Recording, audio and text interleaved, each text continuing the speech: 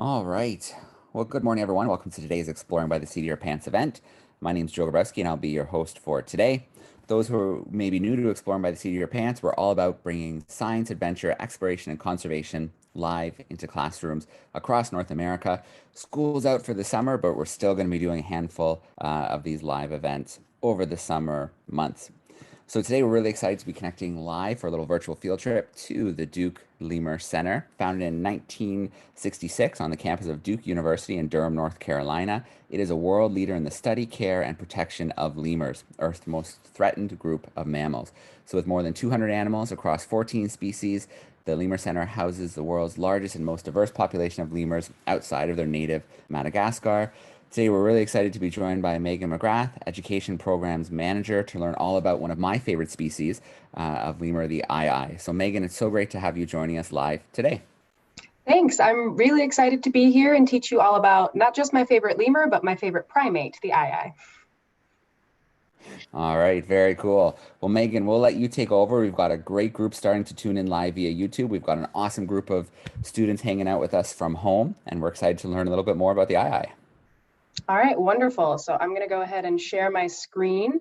I figured what I would do today is try to do a version of a virtual tour. Now with our ayes, I can't quite do what I did in the forest because the ayes are of course nocturnal. So ayes would normally be asleep at this time of day. However, our ayes are actually on what we call a reverse light cycle.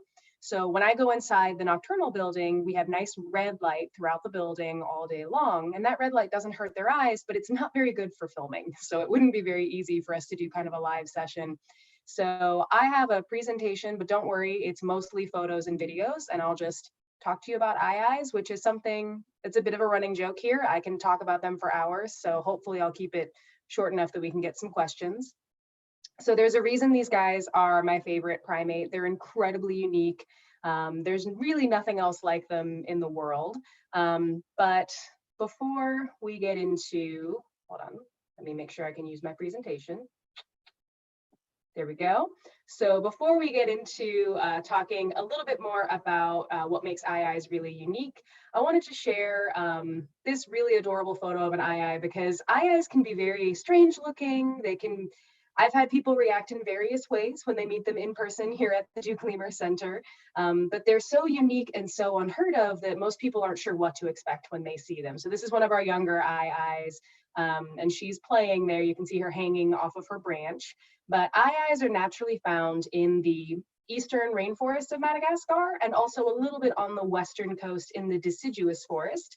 And you guys are probably familiar with deciduous forests since you live in North America. It just means the leaves fall off the trees when the seasons change. So very similar to what we have here. And then they are very, very unique in their behavioral patterns. They tend to not live in the same kind of social groups that most primates do, but also in what they like to eat. Their primary food that they like to eat is bugs and grubs. So they like finding insects and eating those, although they do eat fruits and nuts and that kind of thing as well. And they're very, very rare to find outside of Madagascar. So I think there's about 20 of them in the entirety of the United States and possibly in North America. I'm not totally sure on that stat. But if you compare that to the over 3,000 ring-tailed lemurs in zoos across North America, you can see that you're much more likely to meet a different kind of lemur than an aye, which is why most people have never seen them. So in order to understand what an aye is, I first wanted to talk about what a primate is. So there's a few characteristics that we know means that an animal is most likely going to be a primate. Now, anytime we're grouping animals together, we have to be careful not to make it a hard and fast rule. Everybody's not going to follow all the same rules in the same category, but most primates follow most of these rules. So some of these we're familiar with, right? We should be as primates ourselves. So let's see if this tracks when we talk about ourselves. So we have a long infancy. Well, humans kind of take the cake on that. We have a very, very long infancy. We stay with our parents for a long, long time. And lemurs also do that too. If you think about other types of animals, there are some types of reptiles, other animals that never even meet mom and dad. They're just born and they have to make it in the world. Whereas primates, we spend a lot of time learning how to live from mom and dad. So long infancy, long lifespan. Most primates live quite a long time. Again, humans, that's a good example. We tend to live in social groups. We do better when we live together. We do better as a group. We have relatively large brains compared to our body size. And you can see that as an example here. And then we have forward-facing eyes. Forward-facing eyes are really important for depth perception. A really good way to practice your depth perception is if you close one eye and try to catch a ball, it's a lot harder than when you have both eyes open. So that's an experiment you guys can do at home with your family, is try playing catch back and forth and then close one eye and see if it's as easy when you start playing catch again. That two-eye perspective, both facing forward, is really important for that.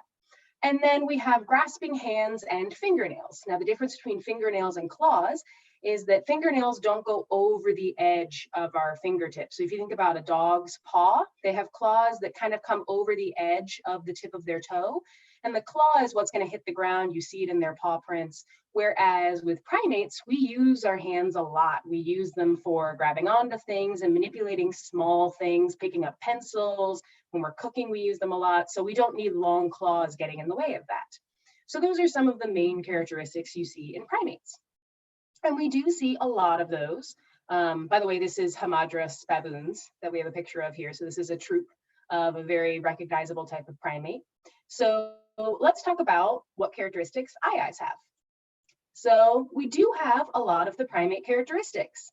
So this is another happy young eye. You can see here, all the photos you're seeing today are eyes that live or have lived here at the Duke Lemur Center.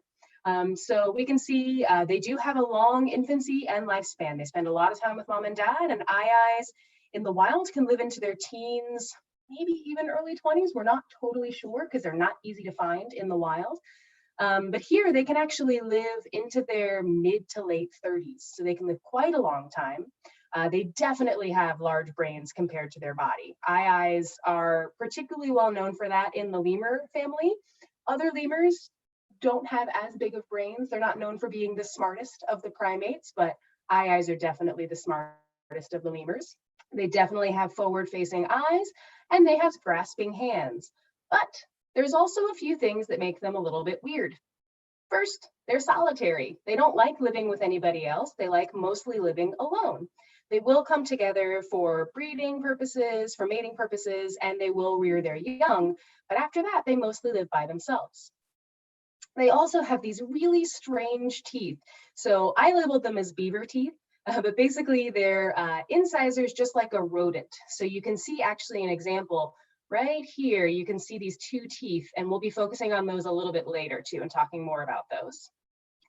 They also have claws instead of fingernails. So you can see they've got these long claws that kind of go past the end of their fingertips. And we're definitely going to talk about their tapping finger because that is a super unique feature. So that's this skinny little finger that's right here kind of jutting down from the rest of their fingers. So even though they share a lot of the characteristics that primates have, they also have some weird ones that nobody was expecting. And in fact, some of the early explorers and scientists who found them actually didn't know what to do with eyes when they first found them. And some of them classified them as rodents. They thought, I don't know, it's just some kind of giant rat. And they kind of left it at that. But now we know better. Now we know they're definitely primates. Now, one thing I wanted to do with this presentation was just shamelessly show you guys cute photos and videos of eyes. So this is an example of eye nests. So eyes are solitary and they're nocturnal. So they like to be alone and they like to sleep during the day. So that means they need to find somewhere nice and quiet where the sunlight's not going to bother them. So in the wild, they'll build these big elaborate nests out of tree branches and leaves. But here we give them different materials. So you can see we have this box. We actually give them usually a big giant paper bag, and then they'll pull in lots of different materials to make their own little nest to sleep in. And this eye wove this nest themselves. They'll spend hours sometimes putting the nest together, and then they'll go ahead and pull all of the materials out of the nest, redo it if they don't like it. You can see here that they'll incorporate blankets and fleece and things like that. So they really, really enjoy their nest, and it's a big part of an eye being comfortable in their living space. So they have somewhere quiet to go. And most of these photos, you're going to see eyes by themselves. But when you do see two eyes together, it's going to be a mom and her offspring. So they do stay together for a few years. So that's why you're seeing mom and daughter right here sharing the nest. Now, next, we're going to focus on some of those physical adaptations, because those are the most unique thing about eyes, in my opinion. So here we have a really good example of these teeth. You can see them really well with this kind of cheesy smile that we have going on. And then we have this really interesting long nose. We've got forward-facing eyes, big old brain for their body, and these giant ears. Eyes actually have the biggest ears compared to their body of any primate. And they use those ears along with that big brain, those eyes, especially that nose and those teeth, to hunt down insects hiding inside of trees. So all lemurs are known for having what's called a rhinarium. So that's an elongated nose that's wet. Think of a dog. They have a long nose, it's wet, and they have a much better sense of smell than we do. So all lemurs are going to have that long, wet nose. It helps them smell. But eyes have very, very unique features in addition to that. So to get a better view of that, I actually have some scans of an eye skull that I can show you. But first, let's watch a little video. And I know this might be a little hard to see with our slideshow, so all the videos are also on the Duke Lemur Center's Facebook page if you guys want to go take a dive and learn more about nocturnal animals. So let's see if we can get this going. No, oops, wrong play button. Okay, that one isn't working for me, but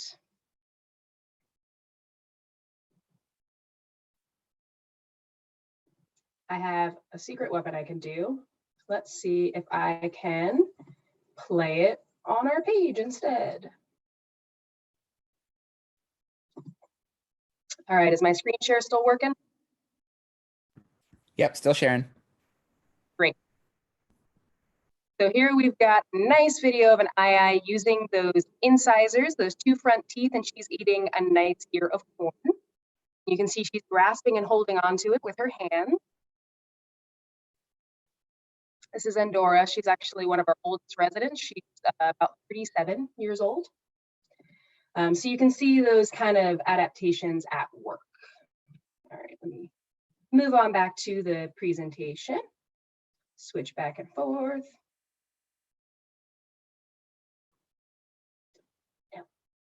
There. All right, so now let's look at that eye skull. So these are scans of real eye skulls, but no animals were harmed in the making of these scans.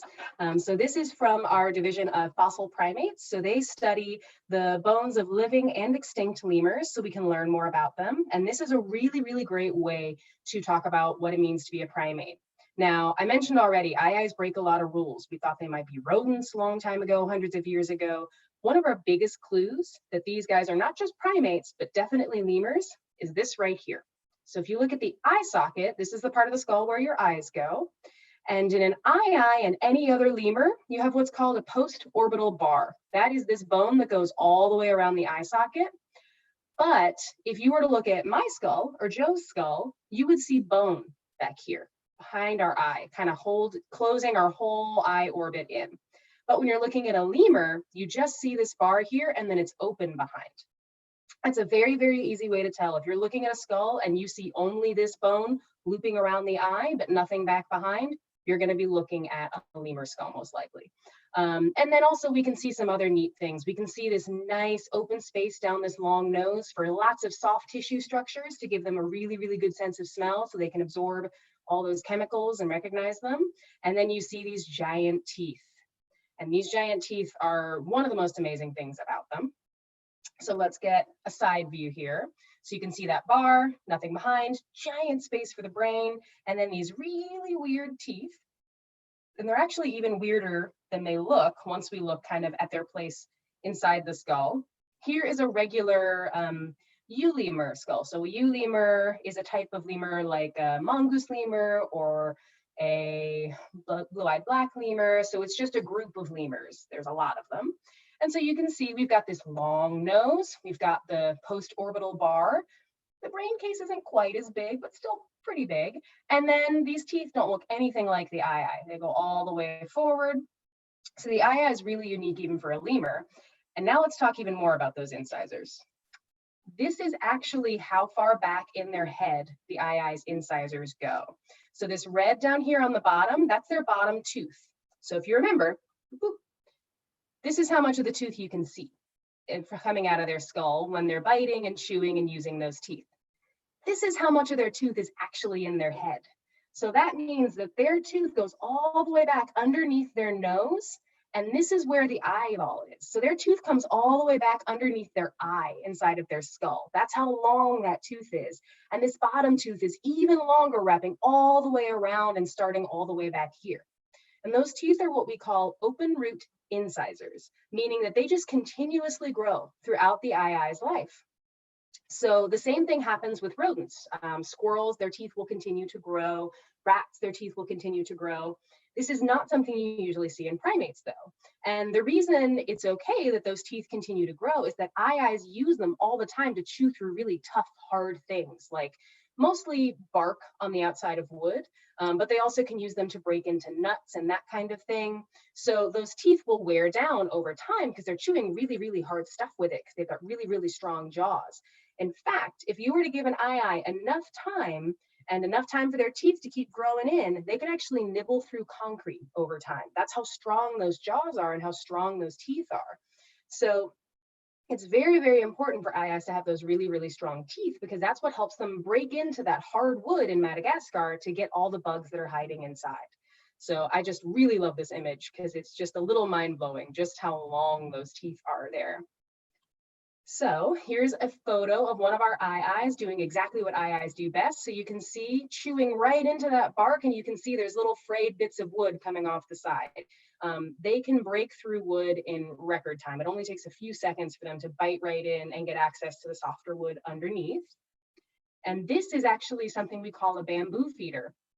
So this is an eye holding tight with those grasping hands and then using those incisors to break right into bamboo. And bamboo is something that's used as a hardwood floor. So that gives you an idea of just how hard this material is. And eyes can crack it open in a few seconds. And what we'll do is we'll take these cuts of bamboo, we'll fill them with mealworms, which is a favorite snack. And then we will make sure we seal all the openings, and the eye has to chew through the wood in order to get in to get after their food. So we can kind of encourage what they do in the wild. Another thing we do is we bring them soft, rotten logs from outside too. So it's kind of an easy snack for them, and they can eat the bugs from outside on the grounds here too. But once they get the wood chewed open, that's when the even more unique adaptation comes in. That's when this tapping finger comes in. So the tapping finger is the middle finger on the front hand. So both front hands, left and right, eyes have a tapping finger. And from what we've seen, they seem to use both kind of interchangeably. We haven't done an exact study on this, but our researchers and our staff have kind of noticed they can use both their left and their right, kind of ambidextrous. And so they use that tapping finger once they get inside the wood to search and find the grub, and that claw hooks into the grub, pulls it out, and they can eat it. But the tapping finger is very, very specially adapted. There's actually only one other animal in the world that has a finger like this, and it's totally unrelated to eyes. There's a type of squirrel in Asia that has a finger like this, and we think it was something called, oh my gosh, I'm blanking on the term. I'll remember the term in a moment, but basically there's a term for when two animals develop the same adaptation, but totally separate. They're not related to each other.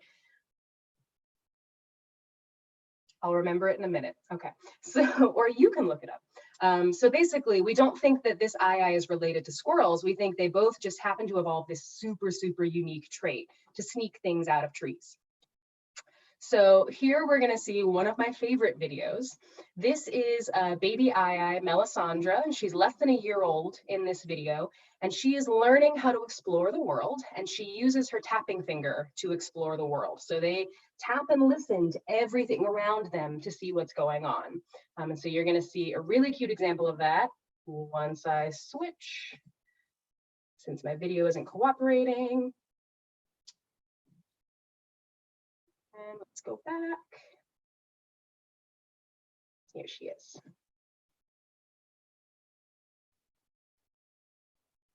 So you can see that she's kind of looking around curiously. She's got her ears kind of flopping, but then she starts using her fingers. She starts tapping on the wood. She's hanging on. You can see it really well right there. So that's her tapping fingers, flapping, flapping, flapping. And you'll notice she doesn't look super coordinated because she's only a few months old. So moving is hard, using your tapping finger is hard. And so she doesn't quite have all of that down yet. And so that's kind of an example of when they're first learning to use that tapping finger. Now let's go back. And I actually have a scan of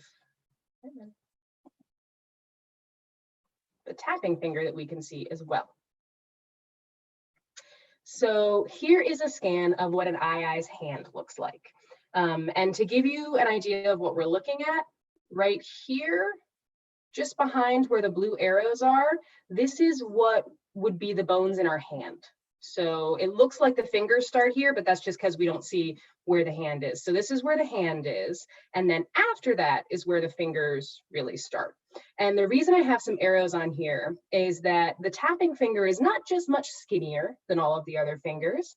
At this joint right here, right where the finger is coming off of the hand, you can also see it looks a little bit different. So I have these arrows here pointing out structures called sesamoid bones.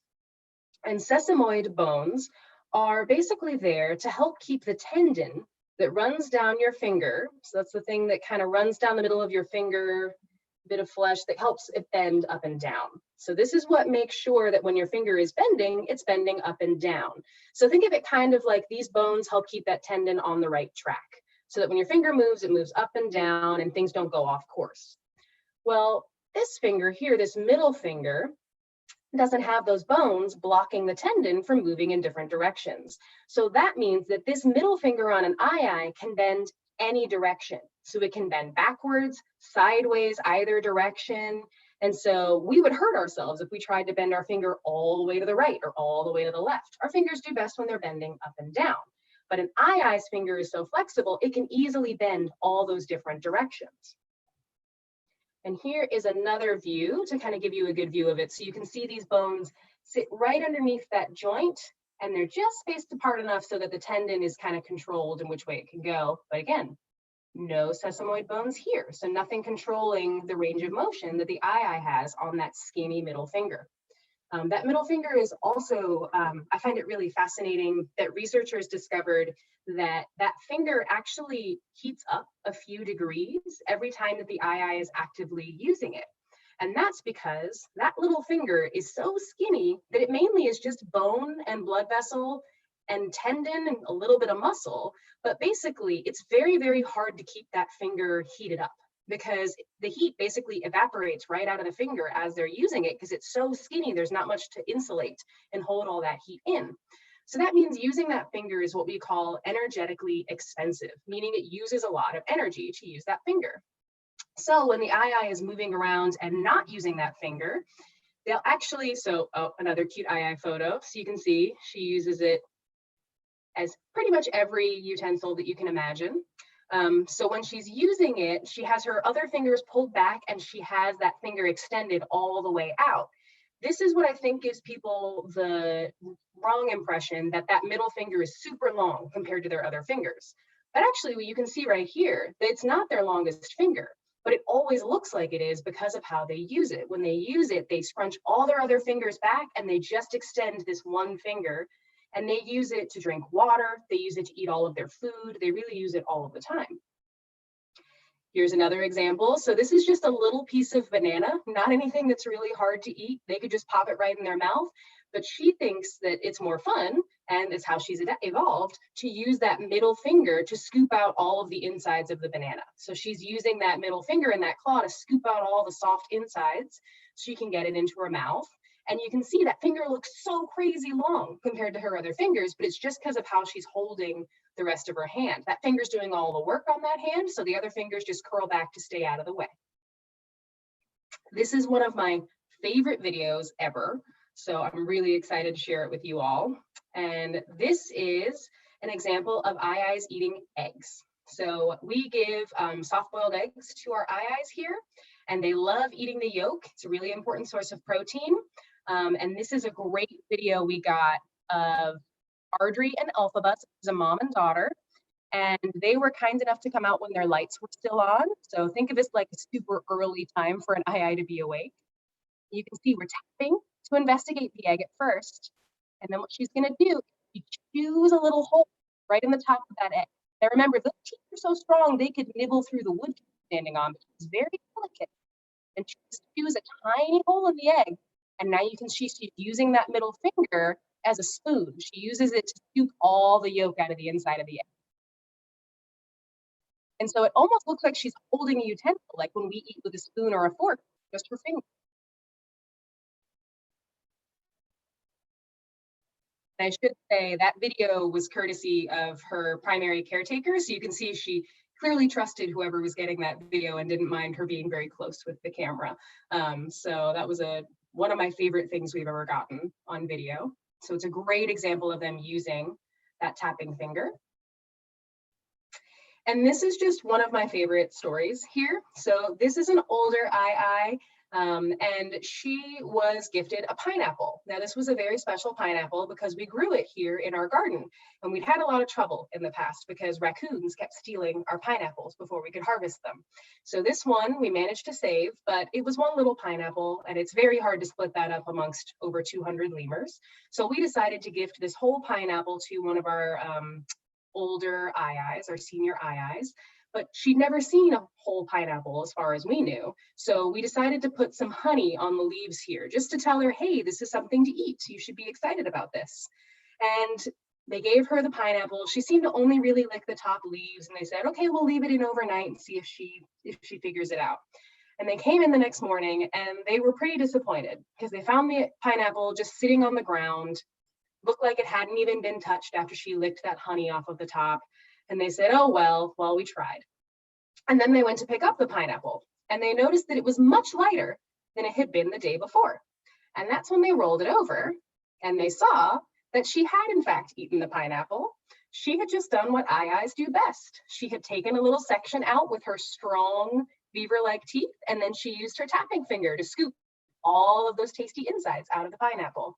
So it just goes to show they eat a little bit differently than we would expect. Unfortunately for eyes, despite being amazing and having all these crazy adaptations, they also have a reputation for being a bit spooky. You can see why, definitely in this photo.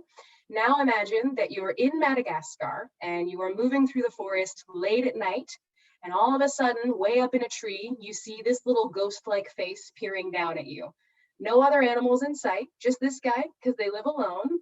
And then if you manage to see those hands with those long fingers and the claws, those giant bat-like ears, these guys definitely have some characteristics of animals that we consider kind of creepy in our own history. So in Madagascar, eyes unfortunately have the added threat, in addition to deforestation, of being an animal that is not very well liked, and in some of the Malagasy traditional cultures is actually viewed as an evil omen. So think of it kind of how a lot of people view black cats in the United States today. It still can be a bit of a superstition for people. And how the public views animals can have a really strong impact on how conservation goes for those animals. One of the examples I think of is wolves in the kind of middle to northern United States. Wolves have a long history of having a bit of conflict with ranchers out in that part of the United States. And so conservation efforts for large carnivores like wolves and bears, even to this day, struggle quite a bit because some people don't like those animals as much because they threaten their livelihood, they view them as scary. And so some lemurs, like the eye, can actually have that added pressure. I do want to add, though, that the fadi, which is a Malagasy word for taboo, the fadi against eyes that makes them viewed as an evil omen is actually something that can be reversed for other lemurs. So the largest lemur is called the indri, and there is a fadi for the indri, but that fadi is against harming the indri because it's considered sacred and really important to the people of Madagascar. So it really depends on the animal how it might be viewed, just like it does here in North America. So one of the things that we do here at the Duke Lemur Center, in addition to working on environmental education in Madagascar and helping empower Malagasy educators to teach more about the environment around them, hosting workshops and helping to fund field trips for students to get out into the forest and see the animals around them. The other thing we do here is we have a breeding program. Again, just a shameless reason to show you an adorable baby Eye photo. But this is a very, very young Eye. I would guess within the first week or so. So you can see very tiny, about the size of a human hand, tiny, tiny little hands. But this is an Eye that was born here at the Duke Lemur Center. And again, they're very, very rare to find in North America. So this is a really, really important thing. And what these baby Eyes do here is they form what we call a genetic safety net. So the conservation breeding we do here helps make sure that no matter what's happening in the wild in Madagascar, we know we do have a healthy line of Eyes that are still living with us here. And that way we can work on the problems they're facing in Madagascar without worrying about them just going extinct out in the wild. So we have to work on both problems at once, since Eyes are an endangered species. I also just love how you can see that grasping hand really well and this giant thumb down here. So you can see that the thumb is at a completely different angle. And you can see the thumb looks very different than our thumb. So their thumbs are what's called semi-opposable. So that thumb is really, you can see, adapted for reaching and grasping around a branch or around a piece of fruit, whereas our fully opposable thumbs can reach and touch each finger individually. So we can touch each of our fingers to our thumb. We can pick up tiny things between our fingers. That's something you see in lots of monkeys. You see it in apes. You see it in humans. But lemurs, they're an earlier evolution of primates, so they just have those semi-opposable or grasping thumbs, which are perfect for what they need them for, but that's why they use other things other than their hands to groom, like their tooth comb. But Eyes don't have a tooth comb, so they'll actually use their claws more for grooming themselves. And they'll even use that tapping finger for grooming, actually. All right, so I just wanted to close with more on baby Eyes, and it looks like this video isn't going to work for me. Let me find a substitute for you all. Okay, this is one of my favorite videos ever. I think this will be a good one.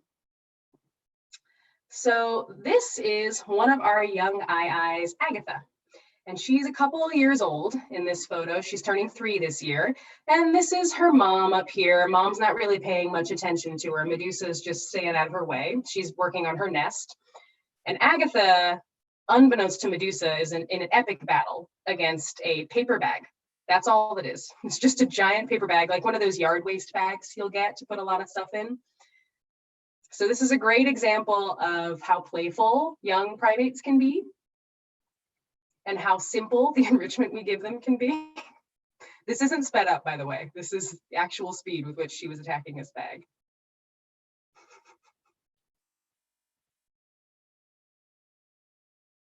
And as she's bouncing around, you can see this piece of bamboo here is moving as she's banging against it. That's actually on purpose. When you're an Eye climbing through the trees in Madagascar, the trees don't stay perfectly still. Branches move and they sway. You can see that she keeps jutting up against this log down here. So that log is actually an old dead log we brought in. So that's a great example of the different enrichments that we do to try to keep the Eyes active and keep them moving around. And sometimes that means battling a paper bag. So that's my overview of Eyes and some of the really unique things about them. There's lots more I could talk about with Eyes, so I tried to focus myself and give you kind of a quick overview. So I'm hoping you guys might have some questions for me about them. All right. Well, Megan, thank you so much for that great presentation. I mean, look at them. They're so cool. I love seeing them in action. There's some great BBC footage of them kind of moving through the trees and tapping with the finger. They're so cool. So thanks for sharing this amazing lemur species with us today.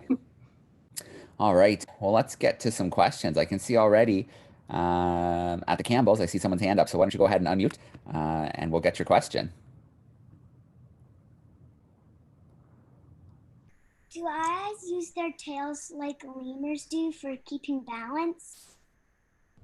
Absolutely, that was a great question. Not only do they use their tails for keeping balance, but eyes have some of my favorite tails in all of the lemur group. So let me see if I can find you a really good tail shot. I think I have one at the beginning, all the way back through. But eyes have these crazy long tails.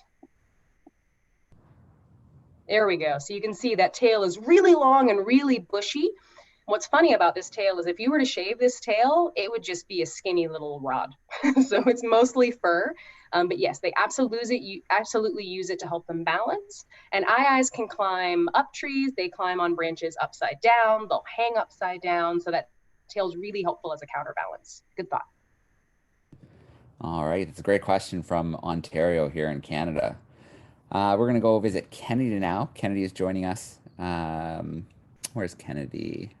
Gibsonville, North Carolina. Kennedy, if you want to turn your mic on, go ahead. If you have a question. So are eyes friendly? So that's an interesting question. And as usual, I have a longer answer than you're probably expecting. So friendly is something interesting when we talk about wild animals, because friendly for eyes isn't the same as it would be for, say, a dog or a cat. Now, eyes are very good with our animal care staff and people being around them. They're definitely not aggressive, but I wouldn't necessarily say that they are friendly, which is actually a good thing because we don't want wild animals to be super friendly towards people. They're very friendly towards their mates. They're very, very friendly towards the babies that they're raising. But for us, they mostly say, okay, you have good food and you seem trustworthy, so I'll work with you. And that's really the relationship that we want with those eyes. One really great example of what we can do with the eyes, as long as they think of us as, you know, the folks who bring them food and are very trustworthy, is we can do what's called touch training. So we've actually done some training with one of our female eyes in the past where she actually hung upside down on her branch, just like she would do when she's foraging for food. And on cue, she would do that for usually a peanut. That's a really good reward for them, or a mealworm. And then they were able to work their way up through that trusting training to shaving her belly and using applesauce to do an ultrasound on her belly to make sure that everything was going okay for her baby so that they could do that imaging. And any moms out there who ever had an ultrasound know they usually use that gel, but we knew that she would probably lick the gel off afterwards. So we used applesauce as a substitute because we knew that would be safe for her to eat. So I wouldn't say that they're friendly like a dog or a cat, but eyes are definitely not aggressive towards people, and they're very easy to work with overall, which is really good when they have those really strong, scary teeth. All right, very cool. Great question. Um, just want to shout out to YouTube. We've got a great group tuning in live via YouTube, so don't be afraid to send us in some questions. Um, Megan, I'll get you if you want to hit stop screen share so you come back nice and full screen for us for the questions. Sure. Perfect. So Genevieve and Juliet are joining us. I believe they're joining us in Oshawa, Ontario. If you want to go ahead and unmute, we'd love to grab a question. I do have a question. What are eyes' natural predators? So the main natural predator for any lemur living in Madagascar is usually the fossa, which is a carnivore native to Madagascar. And I thought last night I should bring up a picture of a fossa to have it ready for this presentation, and I didn't. So it's spelled Fossa. They're a super unique carnivore. In fact, I'm wondering if maybe we should do a fossa presentation soon. And their whole family is only found on Madagascar, just like lemurs, but their closest relative outside of Madagascar would be animals in the mongoose family. So they're about the size of, I'd say, a bobcat. That's a familiar North America reference. And they kind of a rusty brown color, and they climb trees very well. So they're a very, very good predator. I don't know of any other specific threats to eyes. Unfortunately, the main predator for an eye nowadays in Madagascar might actually be people because of that body against them. All right. Good question. So just, you mentioned potentially doing a presentation on the FUSA. Just to kind of remind everybody, we're going to continue the events through the summer. So Thursdays at 10 a.m. Eastern, you can check out new events from the Duke Lemur Center. So next Thursday, we'll have something cooked up. Right, Megan? Absolutely. We're actually doing a really exciting series starting next Thursday where we're going to do 4 parts with are staff researchers, and they're going to talk to you all about lemur science that they do here and in Madagascar. So definitely something to tune in for. All right, very cool. So let's grab a question off of YouTube. Francis is wondering, is there any place outside of Madagascar where you could find a lemur? You know, not in a zoo, but more in the wild. So not for eyes in particular, they're only found on the island of Madagascar. But in terms of other lemurs, they have been introduced and naturalized on the Comoros Islands, which are the islands that are just off the northern tip of Madagascar if you're heading back towards mainland Africa. There's a few little islands there. And I know mongoose lemurs are one of the lemurs found there. I believe there might be a species of dwarf lemur or a smaller lemur as well. But we think those were introduced later on. They did not evolve on that island. So naturally and endemically, meaning where they were found and evolved from, you would find them just on Madagascar. All right. We've got to head to another part of Canada here. We're going to go to Calgary, where we've got the Biffords hanging out with us. If you want to go ahead and turn your mic on, we'd love to steal a question if you have one.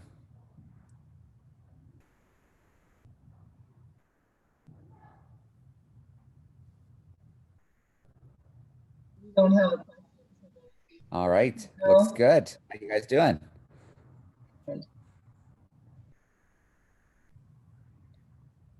We don't have a question today. Oh, okay. Yeah, no worries. I did see that Genevieve and Juliet had their hand up again, and Nadine, or the Campbells do too. So let's start off with Genevieve and Juliet, and then we'll go back to the Campbells. Why is it harder to find eyes than other lemurs? That's a great question. So mainly it's due to their behaviors and their habits. So if you think about it, if you're looking for something like a ring-tailed lemur that can live in a troop of up to 30 individuals down in the spiny desert, well, you're going to be looking for one of 30 to find a troop of ring-tailed lemurs. So that logistically just makes it easier to find 30 animals versus one. So eyes being solitary is a big part of it. They also can have really large ranges in the wild. So they can have like a 2 kilometer, I'm going to not say the number because I'm not sure of it, but it's a very, very large range that they can have individually. They don't overlap much, and they're nocturnal. They live really high up in the canopy layers of the trees, usually in that rainforest where it's really, really dense.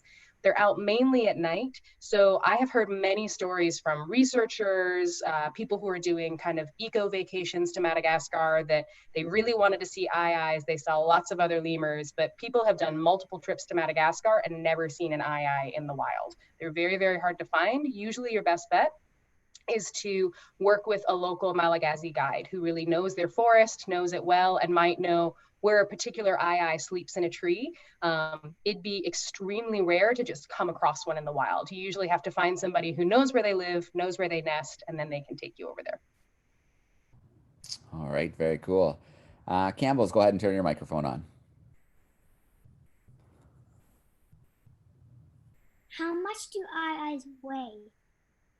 Ooh, that's a very, very good question. And I'm going to cheat a little bit and tell you how much one of the eyes that we talked about today weighs, because I'm on my computer, so I might as well. So give me just a moment to look that up. So while I'm looking that up, I'll explain where I'm going. So we have records here for all of our eyes for their entire lifetime of how much they've weighed. And that's really, really important because it tells us if they're feeling okay. Eyes and any other lemur, one of the biggest ways we can tell if they're feeling okay is if their weight is fluctuating. Have they lost a lot of weight recently? Have they gained a lot of weight recently? And so we weigh all of our lemurs at least once every 2 months. Let me see if I've stalled for time enough. Oh, my computer's not connecting to our database.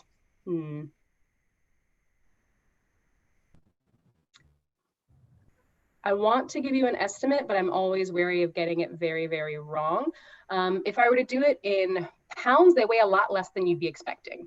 So usually they weigh like 5 to 6 pounds-ish. They're actually very, very light. Most of what you see on their body is just lots of bristly fur. They're actually pretty skinny underneath there. They don't have much weight on them. Sorry that my system wasn't working to give you an exact answer. All right, no worries. I want to go, we've got Lynn joining us in Raleigh, North Carolina.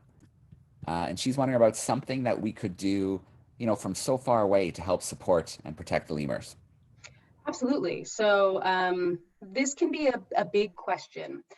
So one of the things you can do is you can find organizations like us, the Duke Lemur Center, or maybe another zoo or zoological conservation association near you, and you can learn about what they're doing to protect the lemurs. And if you like what they're doing, you can support those programs. Working on conservation in places so far away and so culturally different is a really, really big project. And so we at the Duke Lemur Center have been working in Madagascar for almost 30 years, getting to know the Malagasy people, earning their trust so that they know that we want to work with them to help find solutions to the problems they're facing. So it's definitely not an easy switch and you can fix something. So I recommend supporting places like the Duke Lemur Center. Of course, we'd love your support. And if you want to learn more about what we do in Madagascar, you're welcome to check that out on our website. We've got lots of great information about our programs.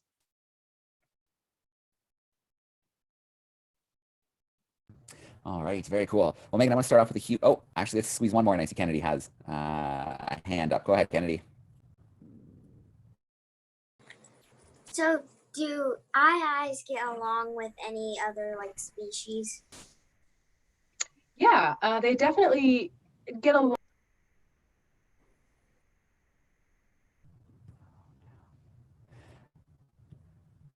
Megan, can you unmute for us? I think your mute accidentally came on. Yeah, it did. That was odd. Am I good now? Yep, we got you now. So eyes here will live with other species, but we don't usually see them interacting much. It's more that they get along in the sense that I'll live in this area, we'll occasionally steal each other's food, but we don't really get mad at each other about it, which is as much as we can ask for, really. So we've had eyes successfully live with smaller lemur species, with fat-tailed dwarf lemurs in particular, which are a species that's going to be highlighted in our research series, in the next series we do. We've also seen them get along with another species of really early primate called a loris. So we've seen them get along with slow lorises and pygmy slow lorises. We've seen them get along with bush babies. In fact, Andorra, our oldest eye here, actually lives with two little bush babies and gets along just fine with them. In the wild, I don't think you're going to see much interaction between them. I think the only time we really see animals interact in the wild is when they're both going for the same resource, the same nut, the same piece of food. So I think eyes mostly keep to themselves, but they're pretty good neighbors here. All right. Well, a huge shout out to YouTube today. We had a great group tuning in for one of our first summer sessions, so that's great. Huge shout out to the groups who joined us live on camera. And then Megan, thank you for another awesome presentation. No denying your passion for the eye shines through, and they deserve it. You're shedding a spotlight on a really cool species. So thank you so much for sharing that with us today. And we're really excited for next week's trip to the Duke Lemur Center. You're very, very welcome. And I hope I converted a few people to consider the eye for favorite primate. All right, very cool. Well, thanks again, everybody, for tuning in. Looking forward to seeing you all in a future event. So thanks, everyone.